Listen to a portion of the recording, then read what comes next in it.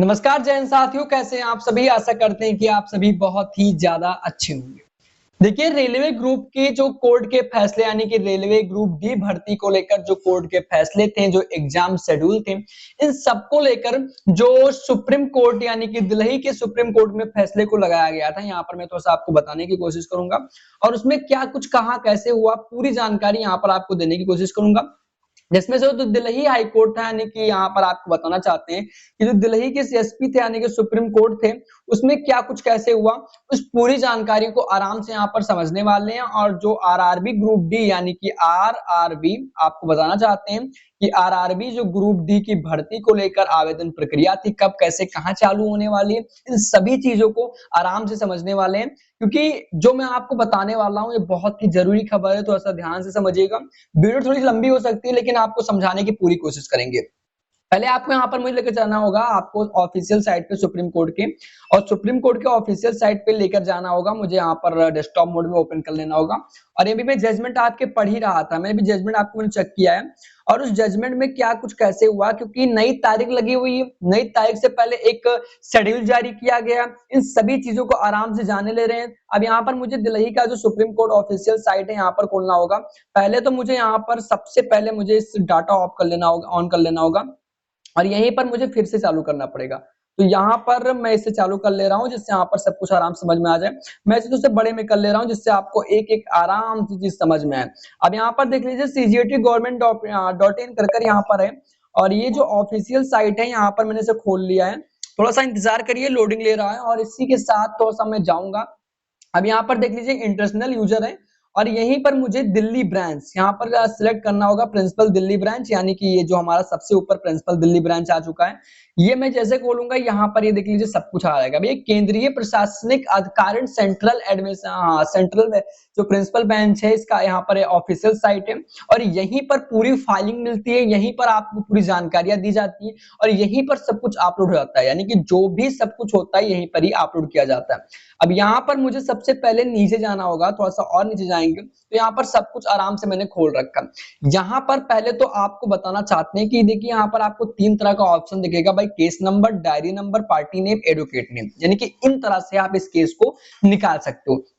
तो इसमें आपको बताना चाहता हूं कि अगर आप इसमें डायरी नंबर देखना चाहो तो भाई डायरी नंबर हमारा 679 है। और केस को लगाया गया था 21 तारीख को याचिका लगाई गई थी, 21 जनवरी 2025 को। और अभी से ये चलता चला आ रहा है, यानी करीबन साल कंप्लीट होने वाले हैं 4 महीने के बाद। लेकिन अभी इन चीजों को मैं थोड़ा सा डीपली बताने की कोशिश करूंगा, क्योंकि एक एक चीज आपको आराम से बताना चलूंगा। अब इसमें आपको डायरी नंबर में देखना चाहूं तो ये डायरी नंबर हमारा 679 है, और यहाँ पर 679, माफी चाहूंगा, 679 हमारा हो गया। और हमारा जो केस ईयर 2025 रहने वाला है, केस ईयर 2025 रहने वाला है। जैसे मैं सर्च पर क्लिक करूंगा, अब यहाँ पर देख लीजिए प्रिंसिपल बेंच का आ गया मामला यहाँ पर पूरा।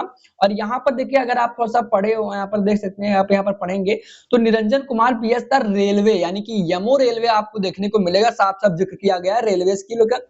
अब यहाँ पर रेलवे प्लेटफॉर्म को यहाँ पर मैं को क्लिक करता हूँ। जैसे मैं यहाँ पर खोलूंगा, हमारा यहाँ पर ये खुलकर आ जाएगा भाई। लोकेशन सबसे पहले दे रखा हुआ है, जिसमें आपको बताया रखा हुआ दिल्ली। और इसमें जो केस नंबर हमारा 296 भाई, 296 केस नंबर, इसका स्क्रीनशॉट मैं लूंगा। और ये जो हमारा केस नंबर से अगर आप निकालना चाहो तो केस नंबर से भी यही निकल कर आएगा। और अगर आपको यहाँ पर मैं दिखाने की कोशिश करूं तो इसमें आपको पेंडिंग की तारीख दिखेगी, 21/8/2025 को नोटिफिकेशन डेट लगाई गई थी, 21 तारीख को, यानी कि 21 अगस्त को तारीख लगाई गई थी। आज तारीख का है कम से कम, आज 29 तारीख है। और अगर मैं थोड़ा सा यहाँ पर प्रेजेंट नेक्स्ट लिस्ट तारीख देखना चाहूँ तो एक नई तारीख लगाई गई है सुप्रीम कोर्ट, यानी कि जो यहाँ पर सुप्रीम कोर्ट है, यहाँ पर मैं तारीख को यहाँ पर दिखाना चाहूंगा।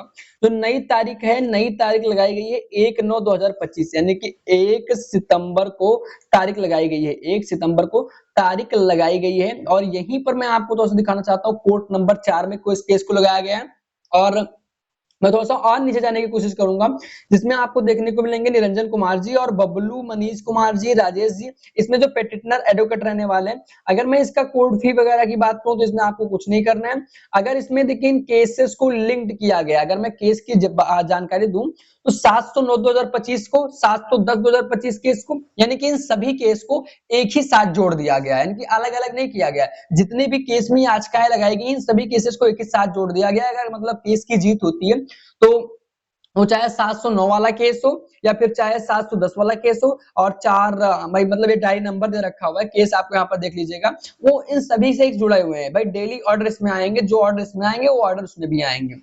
तो ये चीज आप जानकर चलिएगा। अगर मैं आपको थोड़ा सा नीचे लेके चलूं तो देखिए 22 तारीख को जो ऑप्शनल दिया गया, 22/8/2025 को जो कोर्ट में केस लगाया गया था, जिसमें 1/9/2025 की तारीख लगी, उसमें पी का ऑप्शन दिया गया। पी का मतलब पेंडिंग लगा दिया, कोई जजमेंट नहीं, कोई सुनवाई नहीं, मतलब सुनवाई जो भी कुछ हो यहाँ पर पी का ऑप्शन दे दिया गया, पेंडिंग दे दिया गया।